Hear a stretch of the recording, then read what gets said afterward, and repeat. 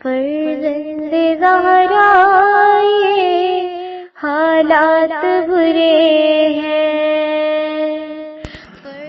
کاشانہ بصیرت ایک ایسا مکمل یوٹیوب چینل جس پر محروم بصارت کے لیے بالخصوص اور تمام افراد کے لیے بالعموم سینکڑوں کی تعداد میں اسلامی کتب دستیاب ہیں۔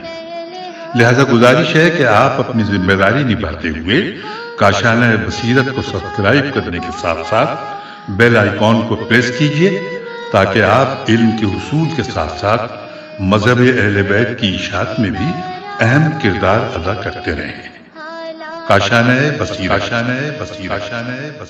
فرزند زہرا یہ حالات برے ہیں۔ بسم اللہ الرحمن الرحیم۔ السلام علیکم۔ یہ کتاب آپ کے لیے کاشانہ بصیرت کے یوٹیوب چینل کی جانب سے ریکارڈ کی جا رہی ہے۔ نام کتاب اسلامی عرفان، مصنف آیت اللہ محمد تقی مصباح یزدی، مترجم سید کوثر عباس موسوی صاحب۔ اب ہم کتاب کا پارٹ نمبر 6 پڑھیں گے۔ دوسرا باب عرفانی تعلیمات میں تحریف و انحراف، صفحہ نمبر 70۔ آسمانی ادیان میں تحریف۔ گزشتہ باب میں ہم نے اس بات کی طرف اشارہ کیا کہ عرفان در حقیقت ایسا موضوع ہے جس کا تعلق اللہ تعالیٰ کی شناخت و معرفت سے ہے، اور یہ بھی کہا گیا کہ عرفان اللہ تعالیٰ اور اس کی صفات اور افعال کی شناخت و معرفت سے حاصل ہوتا ہے، اور یہ معرفت فکر اور استدلال سے نہیں بلکہ قلبی ادراک اور باطنی دریافت سے حاصل ہو جاتی ہے۔ مختصر یہ کہ عرفان کا مطلب اللہ تعالیٰ کی شناخت ہے، لیکن یہ بالواسطہ اور عقل و برہان کے ذریعے حاصل ہونے والی شناخت نہیں بلکہ ایک قلبی معرفت ہے جس میں روح کی گہرائی میں اللہ تعالیٰ کے حضور کا ادراک کیا جاتا ہے۔ لہٰذا عرفان کی حقیقت اللہ تعالیٰ سے متصل ہونے اور اس ذات کی آگاہانہ اور حضوری ادراک سے عبارت ہے، اور اسی لیے کہا گیا ہے کہ در حقیقت دین کی روح اور اس کی اصل غایت و مقصد ہی عرفان ہے۔ اس بات کی طرف بھی اشارہ کیا گیا کہ عرفانی رجحانات اور ان کا اصل ریشہ یعنی اللہ تعالیٰ کی تلاش، اللہ کی عبادت و پرستش اور اللہ سے محبت فطری امور میں ہیں، اور فطری امور بھی جیسا کہ پہلے بیان کیا گیا کہ تمام انسانوں میں اور ہر زمانے میں پائے جاتے ہیں، اور اس کی اصل کے حوالے سے انسانوں میں کوئی فرق نہیں پایا جاتا، جیسے قرآن کریم میں ارشاد ہوا ہے، قائم ہو جاؤ اس فطرت پر جس پر اللہ نے انسانوں کو پیدا کیا ہے، اور اللہ کی بنائی ہوئی ساخت میں کوئی تبدیلی نہیں ہو سکتی۔ سورہ روم آیت نمبر 30-31۔ لیکن جو راستے اور طریقے اللہ تعالیٰ کی طرف سے انسانوں کی مادی اور روحانی ضروریات پورا کرنے کے لیے دین اور شریعت کی شکل میں بیان کیے گئے ہیں، وقت گزرنے کے ساتھ ساتھ مختلف عوامل کے زیر اثر تحریفات اور انحرافات کا شکار ہوئے۔ البتہ اس معاملے میں ماہرین سماجیات کے درمیان اختلاف ہے کہ انسان شروع میں توحیدی ادیان کی پیروی کرتا تھا اور بعد میں آہستہ آہستہ شرک آمیز ادیان و مذاہب وجود میں آ گئے، یا یہ کہ انسانوں کا پہلا دین شرک پر مبنی تھا اور یہ شرک آمیز مذاہب بتدریج توحید کی طرف مائل ہوتے گئے۔ کچھ لوگوں کا یہ خیال ہے کہ انسان ابتدا سے ہی شرک کرتا تھا، اور مختلف سماجی عوامل کے تحت ہر قوم میں مختلف قسم کے شرک رائج ہونے لگے۔ مثال کے طور پر جب کسی قبیلے کا سربراہ اس دنیا سے رخصت ہوتا تھا تو اس قبیلے کے لوگ اس کا مجسمہ بنا کر اس کا احترام بجا لاتے تھے، اور یہ احترام آہستہ آہستہ بت پرستی کی شکل اختیار کرنے لگا، اور بعد میں مختلف قبیلوں اور گروہوں میں کئی بت پیدا ہونے لگے، اور اس طرح شرک کی دنیا وجود میں آ گئی۔ البتہ اسلام اس نظریے کو رد کرتا ہے۔ اسلام کے مطابق توحیدی دین انسان کی خلقت کے ساتھ ہی وجود میں آیا ہے۔ ہم مسلمانوں کا یہ عقیدہ ہے کہ انسان کی نسل حضرت آدم علیہ السلام پر منتہی ہوتی ہے، جو خود ایک پیغمبر تھے اور اپنی اولاد کو دین حق کی تعلیم دی تھی۔ لہٰذا بنی نوع انسان ابتدا سے ہی موحد اور ایک خدا کی عبادت کرنے والا تھا۔ اس کے بعد بتدریج اور مختلف عوامل کے زیر اثر توحیدی دین میں تحریف ہونے کے سبب شرک آمیز ادیان و مذاہب کی شکل اختیار کرنے لگا، اور جو مذاہب آج دنیا میں بت پرستی اور نیم بت پرستی کی شکل میں پائے جاتے ہیں، یہ سب پہلے سے موجود انہی توحیدی ادیان کی تحریف شدہ شکلیں ہیں۔ زمانے کے لحاظ سے اسلام سے نزدیک ترین دین جو اس وقت ایک طرح کے شرک میں تبدیل ہو چکا ہے وہ مسیحیت ہے۔ مسیحیت ہے۔ اس میں کوئی شک نہیں کہ حضرت عیسیٰ علیہ السلام نے کبھی لوگوں کو اپنی پرستش کی دعوت نہیں دی اور نہ ہی کبھی یہ دعویٰ کیا کہ میں خدا کا بیٹا ہوں، لیکن حضرت عیسیٰ علیہ السلام کے پیروکاروں نے مختلف عوامل اور محرکات کی وجہ سے شرک کو مسیحیت سے ملا کر تثلیث کے عقیدے کو اس دین کی بنیاد اور اساس قرار دیا۔ وہ خدا کے لیے تین عناصر یا اپنی اصطلاح میں تین اقنوم کے قائل ہوئے، جو باپ، بیٹا اور روح القدس سے عبارت ہے، اور بعض مسیحی گروہوں میں یہ عقیدہ باپ، ماں اور بیٹے کی صورت میں پایا جاتا ہے۔ اکثر مسیحیوں کے ہاں تثلیث کا عقیدہ باپ، بیٹا اور روح القدس کی شکل میں ہے۔ ان کے نزدیک بیٹے سے مراد حضرت مسیح اور روح القدس باپ اور بیٹے کے درمیان واسطہ ہے، لیکن بعض دیگر مسیحی گروہ روح القدس کی جگہ حضرت مریم کو خدا قرار دیتے ہیں اور ان کے گرجا گھروں میں ان کی تصویریں رکھ کر اس کی عبادت کرتے ہیں۔ قرآن مجید نے مختلف مقامات پر اس مسئلے کے حوالے سے مسیحیوں کو بحث کی دعوت دی ہے کہ وہ کس طرح تین خداؤں کے قائل ہیں۔ یہ نہ کہو کہ خدا تین ہیں، سورہ نساء آیت نمبر 171۔ یہ بات بہت ہی سنگین گناہ ہے اور قریب ہے کہ اس کی فساد سے زمین ٹکڑے ٹکڑے ہو جائے اور پہاڑ اپنی جگہ سے ہل جائیں اور کہتے کہ رحمان نے کسی کو بیٹا بنا لیا ہے۔ بے شک یہ سخت بیہودہ بات ہے جو تم زبان پر لاتے ہو، سورہ مریم آیت نمبر 88 تا 90۔ کہ جس سے قریب ہے کہ آسمان پھٹ جائے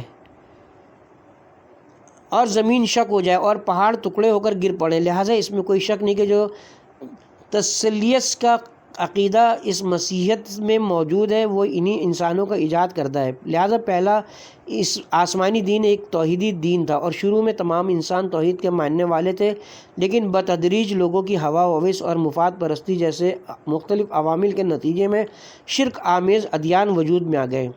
عرفان کی حقیقت بھی جو دین کی روح ہے، ابتدا میں انبیاء کرام علیہم السلام کی طرف سے انسانوں کی رہنمائی اور ان میں موجود فطری عرفانی حس کو صحیح سمت میں ہدایت دینے کے لیے پیش کی گئی، لیکن وقت گزرنے کے ساتھ اس میں کچھ انحرافات پیدا ہونے لگے۔ دین، عقائد، احکام اور اخلاقی ہدایت کے ایک مجموعے کے طور پر ایک جسم کی مانند ہے جس کی روح خدا کی طرف توجہ اور حق تعالیٰ کی طرف رسائی ہے۔ یہ واضح ہے کہ انسانی جسم کی عظمت روح کی وجہ سے اور اصل مقصد روح کا ارتقاء اور کمال ہے، اور جسم روح کی رشد و نمو اور ترقی و تکامل کے لیے صرف ایک ذریعہ ہے۔ لہذا تمام انبیاء کا بنیادی مقصد انسان کو خدا سے نزدیک کرنا اور ان کی روح کو ملکوتی بنانا تھا۔ دوسرے لفظوں میں انہیں ان کے معنوی اور عرفانی کمال تک پہنچنے کا راستہ دکھائیں، جو راستہ پیغمبروں نے انسانیت کے معنوی اور روحانی کمال کے لیے پیش کیا ہے، اور وہ ہر قسم کے عیب و نقص اور انحراف سے پاک تھا۔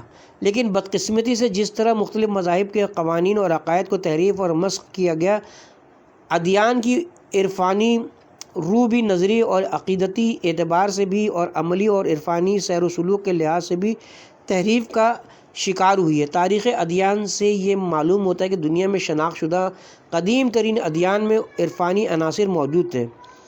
ہندوستانی مذاہب میں ہندو مت، بدھ مت، جوگی اور ہندوستانی مذہب کی دیگر شاخوں میں ایک طرح کے عرفانی رجحانات پائے جاتے تھے۔ جوگی یا یوگی ہندو مرتازوں اور یوگا کے فلسفے کے پیروکاروں کو کہا جاتا ہے۔ اصل میں یوگا باقی جانوروں کو قابو میں لانے کے معنی میں اور فارسی زبان میں اس کا تحت اللفظی معنی یوگ ہے، اور در حقیقت اس کا اشارہ اس جوئے کی طرف ہے جو سالک نفس امارہ کی گردن میں ڈال کر اس کو قابو میں لاتا ہے، تاکہ اس طریقے سے انتہائی مشکل اور جاں فرسا ریاضتوں کے ذریعے روح کو مادی قیود سے آزاد کرے۔ ان پر مشقت ریاضتوں کے نتیجے میں ہی جو کہ غیر معمولی اور معجزاتی روحانی طاقت حاصل کر لیتا ہے۔ یوگا کے فلسفے کے بانی بھارتی فلسفی پنچالی ہے، جن کا تعلق تقریباً دوسری صدی قبل مسیح سے ہے۔ انہوں نے نفس کو نجات دینے کے لیے جس طریقے کو ایجاد کیا تھا اسے یوگا کہا جاتا ہے۔ انہوں نے اپنے فلسفے کو ریگا یوگا نامی ایک کتاب میں لکھا۔ عظیم مسلمان سائنسدان ابو ریحان البیرونی نے اس کتاب کو عربی میں ترجمہ کیا ہے۔ یوگا کا فلسفہ مجموعی طور پر سادگی کا فلسفہ ہے، جس کا نتیجہ نفس پر مکمل تسلط اور کنٹرول، روح کا تزکیہ اور مادی دنیا کے اسباب اور علائق سے انصراف اور قطع تعلق ہے۔ یوگا مکتب فکر کا مقصد نہ صرف باغی اور سرکش نفس کے شر سے نجات اور اس کو ناپاکیوں سے دور رکھنا ہے، بلکہ اس کا اصل اور بنیادی مقصد کشف و شہود کی حدود تک پہنچنا اور حقیقت عالم اور روح کل اور حقیقت مطلق سے تعلق قائم کرنا ہے، جو کہ پر مشقت اور طاقت فرسا جسمانی اعمال کے ذریعے باغی نفس کو قابو میں لا کر مادیت کے تاریک حجاب کو ہٹانا چاہتا ہے، تاکہ اس طریقے سے وہ مطلق روحانیت تک رسائی حاصل کر لیں۔ جوکیوں کے بعض مشقوں اور ریاضتوں میں درج ذیل امور کا خیال رکھا جاتا ہے۔ بغیر حرکت رہنا، سانس کی بندش اور نظم و ضبط، قبض حواس، قوائے دماغی کا دائمی ارتکاز، تمام سوچوں اور خیالات کو محو کرنا اور ایسے کاموں کی انجام دہی جن سے انسان کی ظاہری اور انسانی شخصیت بالکل ختم ہو جاتی ہے۔ یہ مشقیں اور ریاضتیں عام طور پر ایک مخصوص انداز میں ایک پاؤں کو دوسرے پاؤں پر رکھ کر خاموشی اور مکمل ذہنی یکسوئی اور توجہ کے ساتھ مسلسل بیٹھ کر انجام دی جاتی ہیں۔ تاہم دوسرے طریقے بھی معمول ہیں، جیسے کھڑا ہونا، الٹا کھڑا ہونا، جھک کر ہاتھ سے لٹک جانا اور مسلسل ایسے تخت پر بیٹھے رہنا جس میں تیز کیلیں لگی ہوئی ہوں۔ یہ عمل بسا اوقات کئی سالوں تک جاری رہتا ہے اور اس میں دیگر مشقیں بھی شامل ہو سکتی ہیں، جیسے پانی سامنے رکھ کر پیاسے رہنا وغیرہ۔ سانس روکے رکھنا یا سانس روکنے کا عمل اس طرح کے مشکل مشقوں کے نتیجے میں جوکی کا سانس لینا کم ہو جاتا ہے اور وہ ایک بہت ہی طویل عرصے تک چند سانسوں پر اکتفا کرتا ہے۔ اسی طرح جوکی ان ریاضتوں سے دلی دھڑکن اور جسم کے دوسرے افعال کو بھی اپنے قابو میں لاتے ہیں۔ ان تمام حالات میں جسم نئے طریقوں کو اختیار کر کے زندہ رہتا ہے۔ مغربی سائنسدانوں نے جوکیوں پر مختلف سائنسی تجربات کر کے ان کے بعض حالات اور کیفیات کی حقیقت کو ثابت کیے ہیں۔ 1936 میں ڈاکٹر بروس کی قیادت میں فرانسیسی سائنسدانوں کے ایک گروپ نے یوگیوں کے سانس روکنے پر ایک تجربہ کر کے اس کے نتائج کو شائع کیا۔ اس سلسلے میں کہا گیا کہ یہ بھی ممکن ہے کہ ایک یوگی مشکل ریاضتوں کے نتیجے میں اپنے سانس اندر لینے کے عمل میں اتنی کمی لائے کہ پورے سال میں صرف چند مرتبہ سانس لینے پر اکتفا کرے، اور اسی طرح یہ بھی ممکن ہے کہ ایک یوگی کو 6 ماہ تک زندہ دفنا دیا جائے اور جب اس کی قبر کھول کر اسے نکالا جائے تو وہ ایک سانس لے کر پھر سے اپنی زندگی شروع کرے۔ یوگا فلسفے کے بانی پاتانجلی نے اپنی کتاب راگا یوگا میں تہذیب نفس اور ریاضت کے 8 مندرجہ ذیل قاعدے بتائے ہیں۔ نمبر 1، خواہشات نفس سے دوری۔ نمبر 2، جوکی کی مذہبی تعلیمات کی پیروی۔ نمبر 3، ایک مخصوص طرز میں بیٹھنا۔ نمبر 4، سانس کو منظم کرنا اور اوم کے لفظ کو دہرانا۔ نمبر 5، باطن کی طرف توجہ اور محسوسات کو ترک کرنا۔ نمبر 6، حواس کی تمرکز اور یکسوئی۔ نمبر 7، مراقبہ اور تفکر۔ نمبر 8، مقام فنایا اشعارات تک پہنچنا۔ جوکی کا اس بات پر یقین ہوتا ہے کہ یوگا میں جسم کے ہر حصے پر توجہ مرکوز کر کے اس کو بے حس کیا جا سکتا ہے اور اس طرح انسان اپنی مرضی کے مطابق دوسروں کی نظروں سے غائب ہو سکتا ہے۔ نیز جسم کی حرکت کو روکا جا سکتا ہے اور ماضی اور مستقبل کے بعض اسرار اور معلومات بھی حاصل کیے جا سکتے ہیں۔ یہ بات یہودیوں کے معاملے میں بھی حقیقت رکھتی ہے، جو باقی تمام مذاہب کے پیروکاروں میں سب سے زیادہ مادہ پرست ہیں۔ یہودیوں کے عقائد بھی جسم اور مادے کے ساتھ ملے ہوئے ہیں، جیسا کہ تورات کی تحریف شدہ کتاب میں خدا کا تصور ایک جسم کے طور پر موجود ہے، اور اسی طرح ان کی سوچ بھی مادہ پرستی اور مفاد پرستی پر مبنی ہے، اور مال و دولت میں جتنی دلچسپی یہودیوں کو ہے دوسرے اقوام میں اس سے بہت کم ہے۔ تاہم یہودی علماء میں بھی عرفانی اور صوفیانہ رجحانات دیکھے گئے ہیں۔ یہاں تک کہ بعض یہودی بزرگ تصوف کے عظیم علماء میں شمار کیے جاتے تھے، جن میں سے بعض حضرت عیسیٰ علیہ السلام کے معاصر تھے۔ عیسائیوں کے درمیان بھی صوفیانہ رجحانات رکھنے والے فرقے بہت زیادہ تھے اور اب بھی نسبتاً زیادہ ہیں، لہٰذا دنیا کے مشہور مذاہب جن میں ابراہیمی مذاہب کے علاوہ ہندو اور بدھ مت جیسے بت پرستی میں تبدیل ہونے والے مذاہب بھی شامل ہیں، عرفانی رجحانات موجود تھے اور ان کے بزرگ روحانی و عرفانی کمالات حاصل کرنے کے لیے ریاضتیں کرتے تھے اور مشکل مراحل طے کرتے تھے۔ اس وقت بھی بدھ مت، جوگی اور دیگر مذاہب پر جو چین، تبت اور ہندوستان کے لوگوں میں رائج ہیں، سب کی بنیادیں عرفانی رجحانات میں ہیں۔ یہ سب باتیں اس حقیقت کی نشاندہی کرتی ہیں کہ عمومی اور کلی معنی میں عرفان کی طرف انسان کا میل اور رجحان فطری تعمیلات اور رجحانات میں سے ہے۔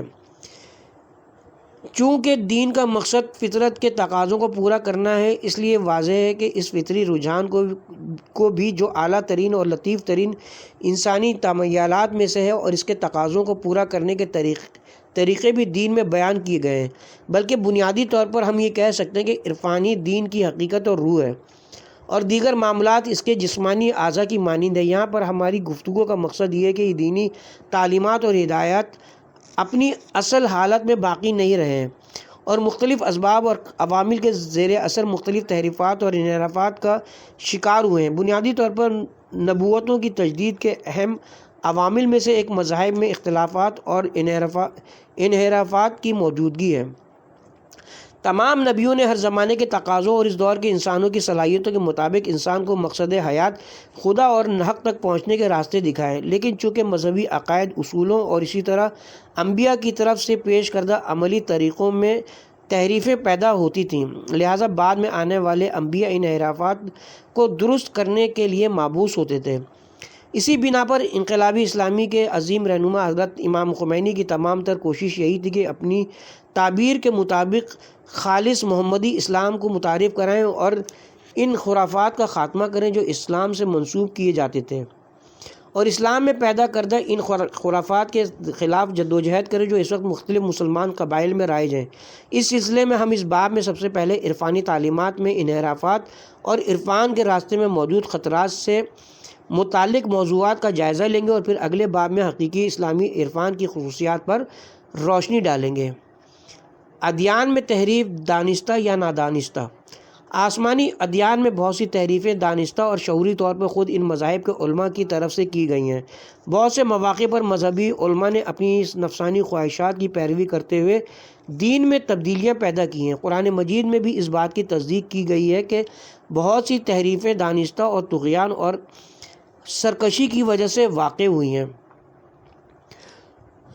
ابتدا میں سب لوگ ایک ہی دین پر جمع تھے، پھر جب ان میں اختلافات رونما ہو گئے تو اللہ نے بشارت دینے والے اور ڈرانے والے پیغمبروں کو بھیجا اور اس کے ساتھ حق پر مبنی کتاب اتاری تاکہ وہ لوگوں میں ان امور کا فیصلہ کر دے جن میں وہ اختلاف کرنے لگے تھے، اور اس میں اختلاف بھی فقط انہی لوگوں نے کیا جنہیں وہ کتاب دی گئی تھی، باوجود اس کے کہ ان کے پاس واضح نشانیاں آ چکی تھیں۔ سورہ بقرہ آیت نمبر 213۔ دوسری آیت میں بھی یہی موضوع مختلف تعبیر کے ساتھ بیان کیا گیا ہے۔ سورہ آل عمران آیت نمبر 19 میں ہے، بے شک دین اللہ کے نزدیک اسلامی ہے، اور اہل کتاب نے جو اپنے پاس علم آ جانے کے بعد اختلاف کیا وہ صرف باہمی حسد و عناد کے باعث تھا۔ یہود و نصارہ کے علماء کا ایک کام یہ تھا کہ وہ اپنی طرف سے کچھ باتیں لکھ کر ان کو خدا سے منسوب کر کے کہتے تھے کہ یہ کلام الہی ہے۔ قرآن کریم اس بارے میں فرماتا ہے، سورہ بقرہ آیت نمبر 79 ان لوگوں پر افسوس ہے جو اپنے ہاتھ سے کتاب لکھتے ہیں اور کہتے ہیں کہ یہ خدا کی طرف سے ہے۔ سورہ بقرہ آیت نمبر 79۔ لہٰذا قرآن کی وضاحت کے مطابق دین میں بہت سی تحریفیں جان بوجھ کر اور عالمانہ طریقے سے پیدا کی گئی ہیں، البتہ بعض مواقع پر یہ مسئلہ غلطی سے بھی واقع ہوا ہے۔ مثلاً کبھی کسی تحریر کے کچھ نسخے مٹ گئے یا ترجمے کے دوران مفاہیم صحیح طریقے سے منتقل نہیں ہوئے اور اس قسم کے دوسرے مسائل۔ لہٰذا قرآن کریم جسے الخدا نے تحریف سے محفوظ رکھنے کی ضمانت دی ہے، اس بارے میں اللہ تعالیٰ قرآن مجید میں فرماتا ہے، سورہ ہجر آیت نمبر 9، ہم نے یہ نصیحت قرآن اتاری ہے اور بے شک ہم ہی اس کے نگہبان ہیں۔ دوسرے آسمانی کتابوں میں بہت سی تحریفیں کی گئی ہیں۔ آج حضرت نوح اور حضرت ابراہیم علیہ السلام کی کتابوں کے کوئی آثار موجود نہیں، اور ہم یہ نہیں جانتے کہ ان کتابوں کے ساتھ کیا کچھ کیا گیا ہے۔ تورات اس قدر تبدیل ہوئی ہے کہ بہت سے مقامات پر خود اپنی تحریف کی گواہی دیتی ہے۔ مثال کے طور پر تورات میں جو حضرت موسیٰ علیہ السلام پر نازل ہونے والی کتاب سمجھی جاتی ہے، ایک مقام پر یہ لکھا گیا ہے کہ حضرت موسیٰ علیہ السلام فلاں تاریخ کو انتقال کر گئے۔ کیا یہ ممکن ہے کہ حضرت موسیٰ علیہ السلام اپنی زندگی میں ایسی آیت پیش کریں جس میں یہ بتایا جا رہا ہو کہ حضرت موسیٰ علیہ السلام فلاں تاریخ کو وفات پا گئے؟ موجودہ تورات کی پوری کتاب میں بہت سی خرافات جا بجا موجود ہیں، جس کی وجہ سے یہ کتاب لغویات کا ایک مجموعہ بن گئی ہے۔ موجودہ تورات میں ذکر کیے گئے مشہور موضوعات میں سے ایک رات کو خدا کا آسمان سے اترنا اور حضرت یعقوب علیہ السلام سے کشتی لڑنے کی کہانی ہے۔ تورات کے مطابق ایک دفعہ رات کو خدا آسمان سے زمین پر آیا اور جناب یعقوب علیہ السلام سے کشتی لڑنے لگا۔ یعقوب علیہ السلام اتنا طاقتور تھے کہ انہوں نے خدا کو زمین پر دے مارا اور اس کے سینے پر چڑھ بیٹھا اور صبح ہونے تک اسے نہیں چھوڑا۔ خدا ان سے التماس کرتا رہا کہ مجھے چھوڑو، لیکن یعقوب بالکل توجہ نہیں دیتے تھے۔ صبح ہونے والی تھی۔ خدا نے کہا، اے یعقوب مجھے چھوڑ دو، بری بات ہے، ابھی صبح ہونے والی ہے اور لوگ دن کی روشنی میں دیکھیں گے کہ میں تمہارے ہاتھ اور پاؤں تلے آ گیا ہوں، جس سے میری بے عزتی ہوگی۔ یعقوب نے کہا کہ اگر تم چاہتے ہو کہ میں تجھے چھوڑ دوں تو مجھے برکت دینی ہوگی۔ پھر خدا نے انہیں برکت دے دی اور یعقوب علیہ السلام نے خدا کو چھوڑ دیا اور اسے واپس آسمان کی طرف جانے کی اجازت دے دی۔ یہ موجودہ تورات کا صرف ایک حصہ ہے۔ کیا عقل و شعور رکھنے والا ایک انسان یہ تسلیم کر سکتا ہے کہ ایسی واحیات کلام الہی اور وحی کی تعلیمات میں سے ہو؟ جہاں تک انجیل کا تعلق ہے تو اصولاً دنیا میں ایسی کوئی کتاب نہیں جو حضرت عیسیٰ علیہ السلام لائے ہوں۔ مسیحیت کی تاریخ میں کئی انجیلیں تھیں جن میں بعض بتدریج متروک یا ضائع ہو گئیں۔ اس وقت مسیحیوں کے پاس 4 مختلف اناجیل موجود ہیں، جس کے مجموعے کو کتاب عہد جدید کہا جاتا ہے۔ یہ 4 اناجیل ہر ایک حضرت عیسیٰ علیہ السلام کے حواریوں سے منسوب ہے، جیسا کہ انجیل یوحنا، انجیل متی وغیرہ، اور ان میں سے کوئی بھی حضرت عیسیٰ علیہ السلام کی کتاب اور آپ کے نام پر نہیں۔ ان تمام اناجیل میں حضرت عیسیٰ علیہ السلام کی زندگی کے حالات ہی بیان کیے گئے ہیں اور یہ تاریخی کتابوں کے طرز پر لکھی گئی ہیں۔ مثلاً یہ کہ حضرت عیسیٰ علیہ السلام فلاں شہر میں داخل ہوئے اور لوگوں سے یہ کہا اور لوگوں نے ان کے جواب میں یہ کہا وغیرہ وغیرہ۔ بہرحال عہد جدید میں بہت سے تضاد پائے جانے کے علاوہ اس کا طرز اور اسلوب کسی صورت کی بھی ایک آسمانی کتاب کا نہیں جس کو خدا نے اپنے نبی پر اتارا ہو، اور خود مسیحی بھی اس کو کلام الہی اور آسمانی کتاب نہیں سمجھتے۔ غرض یہ کہ اگرچہ عرفان کی بنیاد وحی اور معرفت الہی اور دین کی روح اور حقیقت اسی سے عبارت ہے، تاہم اس موضوع سے غافل نہیں رہنا چاہیے کہ آسمانی ادیان اور کتابیں تاریخ کے مختلف ادوار میں بڑے پیمانے میں تحریفات کا شکار ہوئی ہیں۔ اسی بنا پر موجودہ عرفانی مکاتب اور ان کی تعلیمات بھی جو الہی ادیان سے ماخوذ ہیں، یا دوسرے لفظوں میں یہ ادیان الہی ہی اس کی اصل روح ہیں، ان کو بھی حقیقت محض قرار دے کر ہر قسم کی توہم پرستی اور باطل امور سے مبرہ نہیں سمجھنا چاہیے۔ موجودہ عرفانی مکاتب کے مختلف اور بعض متضاد طریقوں کے مختصر جائزے سے اس بات کو واضح طور پر بیان کیا جا سکتا ہے۔ اس سلسلے میں جیسا کہ پہلے بھی اشارہ ہوا، قرآن مجید ہی وہ واحد کتاب ہے جو اللہ تعالیٰ کی مشیت اور ارادے سے ہر قسم کی تحریف سے محفوظ رہی ہے اور آئندہ بھی محفوظ رہے گی۔ البتہ قرآن سے قطع نظر مجموعی طور پر اسلام کی تعلیمات میں متعدد اور بڑی تحریفیں واقع ہوئی ہیں، اور آج ہم اپنی آنکھوں سے مشاہدہ کر رہے ہیں کہ چاہے اسلام کے نظریاتی مسائل ہوں یا اس کے عملی پہلو، مختلف اقوام اور قبائل میں جو اپنے آپ کو اسلام سے منسوب کرتے ہیں بہت سارے اختلافات پائے جاتے ہیں۔ اسلام کے ابتدائی دور میں انحراف کی 2 مثالیں۔ اس موضوع یعنی عرفان میں انحرافات کی نوعیت اور اس کی علل و اسباب کی تشریح سے پہلے مناسب ہوگا کہ اس سلسلے میں تاریخ اسلام کے ابتدائی دور سے کچھ مثالیں پیش کی جائیں تاکہ واضح ہو جائے کہ اصولاً اسلامی تعلیمات میں انحراف کس طرح واقع ہوتا ہے۔ پہلا واقعہ پیغمبر اسلام صلی اللہ علیہ وسلم کے زمانے سے متعلق ہے، جب قیامت کے عذاب اور عالم آخرت کی مشکلات کے بارے میں آیات نازل ہوئیں تو کچھ لوگوں نے یہ فیصلہ کیا کہ وہ کسی طریقے سے بھی دنیا اور اس کی لذتوں کو اپنے اوپر حرام کریں۔ ایک نے یہ عہد کیا کہ راتوں کو صبح تک جاگتا رہے، دوسرے نے کہا کہ میں ہر دن روزہ رکھوں گا اور کھانے پینے سے پرہیز کروں گا۔ ان میں سے ایک عثمان بن مظعون تھے، انہوں نے اپنے آپ سے عہد کیا کہ وہ اس کے بعد کسی گوشے میں جا کر عبادت میں مصروف رہیں گے اور پوری زندگی عورتوں سے کوئی تعلق نہیں رکھیں گے۔ یہ ایک اچھے انسان اور متدین مسلمان تھے اور بعد میں ایمان کے اعلیٰ درجات پر بھی فائز ہوئے، لیکن اس موقع پر انہوں نے ایسا فیصلہ کر لیا۔ ان کی بیوی رسول اکرم کے رشتہ داروں میں سے تھی اور آن حضرت کے گھر ان کا آنا جانا تھا۔ وہ ایک دن رسول خدا کی ایک زوجہ سے ملنے آن حضرت کے گھر آئی تھی۔ ان کا حلیہ بگڑا ہوا تھا، جس پر رسول اللہ کی زوجہ نے پوچھا کہ یہ تم نے اپنا کیا حال بنا رکھا ہے؟ عثمان بن مظعون کی بیوی نے جواب دیا، میرے شوہر کچھ دنوں سے مجھ پر کوئی توجہ نہیں دیتے، پھر میں خود کو کس کے لیے سجاؤں؟ رسول اللہ کی زوجہ نے پھر استفسار کیا، کیا ہوا ہے؟ خاتون نے جواب دیا، میرے شوہر عبادت میں مصروف ہیں اور انہوں نے مجھ سے دوری اختیار کر رکھی ہے۔ اس بات کی اطلاع رسول خدا کو ملی تو آن حضرت نے عثمان کو طلب کر کے ان سے پوچھا، یہ کیا حرکتیں اور تم نے ایسا رویہ کیوں اختیار کیا ہوا ہے؟ عثمان نے کہا، جب سے عذاب کی آیات نازل ہوئی ہیں اب دنیا کی زندگی کی لذتوں کے لیے ہمارے اندر کوئی نشاط باقی نہیں، اور ہم نے یہ فیصلہ کیا کہ عبادت میں مصروف رہ کر خواب و خوراک میں کمی اور اپنی بیویوں سے مباشرت کو ترک کریں تاکہ آخرت کے عذاب اور سختیوں سے بچ جائیں۔ حضرت نے فرمایا، تم لوگ غلطی پر ہو، میں تمہارا نبی ہوں اور خدا نے مجھے تم لوگوں کی زندگی کے لیے نمونہ عمل قرار دیا ہے۔ میں نے کب اس طرح کیا ہے؟ کیا میں ہر وقت روزہ رکھتا ہوں؟ کیا میں اپنی بیویوں سے دوری اختیار کرتا ہوں؟ کیا میں اچھا کھانا نہیں کھاتا ہوں؟ میں تمہارے پیغمبر اور نمونہ عمل کی حیثیت سے ایک دن روزہ رکھتا ہوں اور ایک دن کھاتا ہوں۔ میں کچھ وقت اپنی بیویوں کے ساتھ گزارتا ہوں اور کچھ وقت خدا کی عبادت میں صرف کرتا ہوں۔ اگر تم لوگ میری اتباع کرتے ہو تو تمہیں میری روش کو ہی اپنا رہنما بنانا ہوگا، نہ یہ خود ایک نیا طریقہ ایجاد کر بیٹھو۔ نبی اکرم صلی اللہ علیہ وسلم کے ان الفاظ کو سننے کے بعد عثمان بن مظعون کو احساس ہوا کہ رضائے الہی اور آخرت میں کامیابی کا راستہ وہ نہیں ہے جو اس نے تصور کیا تھا، چنانچہ انہوں نے اس غلط طریقے کو چھوڑا اور حضرت رسول اللہ کی سنت کے مطابق اپنی زندگی کو تبدیل کر لیا۔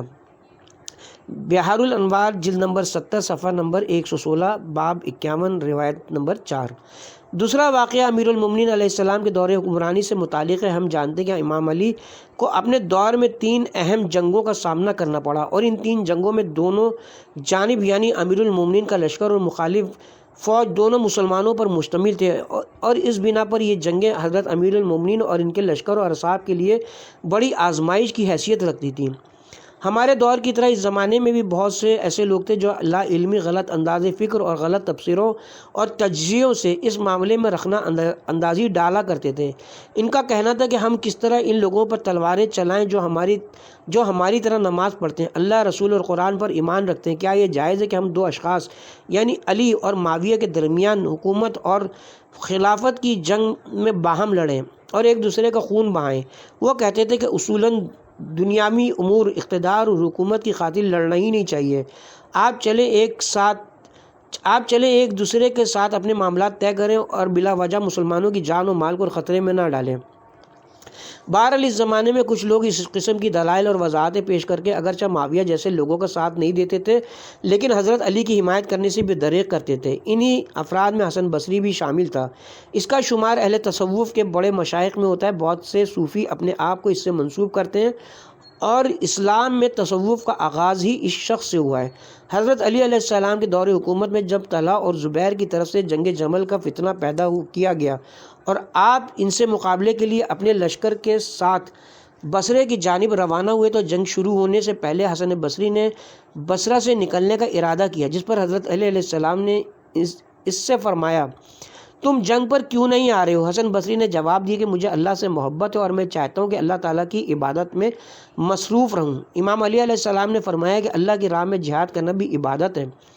حسن بصری نے جواب دیا کہ میں نے ایک منادی کی ندا سنی جو کہہ رہا تھا اس جنگ میں مارنے والے اور مرنے والے دونوں جہنمی ہیں۔ حضرت امیر المومنین علیہ السلام نے ان سے فرمایا کہ کیا تم نے ندا دینے والے کو نہیں پہچانا؟ اس نے کہا نہیں۔ آپ نے فرمایا کہ وہ تمہارا بھائی شیطان تھا۔